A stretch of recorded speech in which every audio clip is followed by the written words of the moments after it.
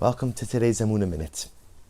In yesterday's Daf Yomi, we had a beautiful Gemara. The Gemara spoke about the idea that in the merit of Moshe, Aaron, and Miriam, there were miracles. In the merit of Moshe, there was the man, the bread which sustained us throughout our years in the desert. In the merit of Miriam, there was the well which provided us with water. In the merit of Aaron, there was the clouds, the Anani HaKavod, which protected us from the elements and also protected us from our enemies. And the truth is, when you look at these three miracles associated with the three leaders, two out of the three make immediate and obvious sense.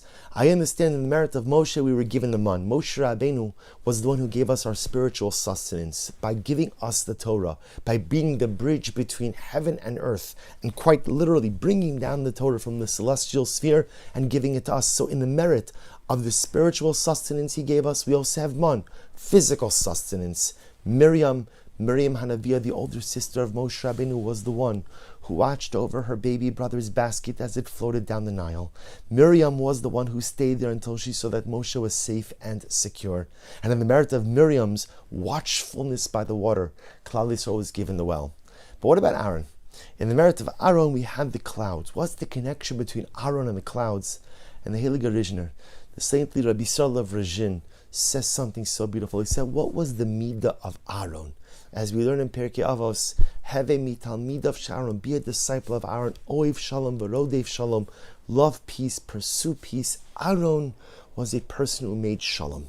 Aaron was a person who affected peace between one person and another. Aaron was all about building bonds of unity, bonds of achdus, bonds of togetherness.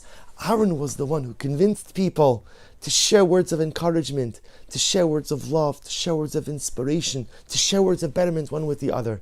So the Rebbe says something so beautiful. The Rizhiner explains that Aaron spent his entire life fostering a sense of peace within the people. Those words of shalom, those words of peace, those words of unity, those words of brotherhood and nationhood that we spoke to one another created the clouds. Because you see, says the Rebbe, when you talk, you exhale, the breath comes out of your mouth.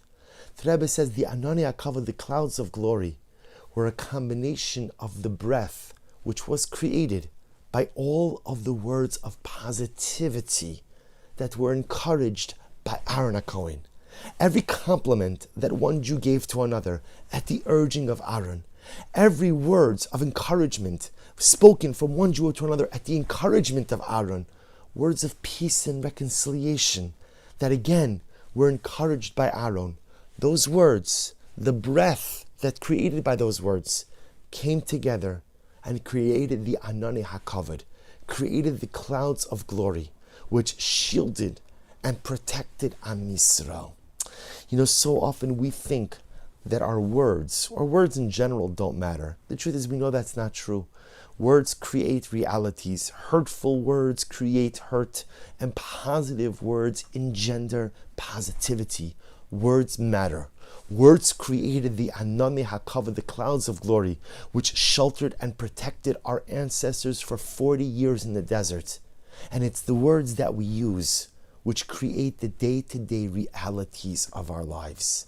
The words we choose to use, clean words, not so clean words, create realities. Whether we use our words to deconstruct other people or to build them up, create realities. May we be zocha that just as the positive words of our ancestors in the merit of Aaron created the Anani HaKavod, may the positive, beautiful, holy, and uplifting words that we share with one another create clouds of protection, clouds of inspiration around us as individuals and around our people as well. Wishing everyone a wonderful day.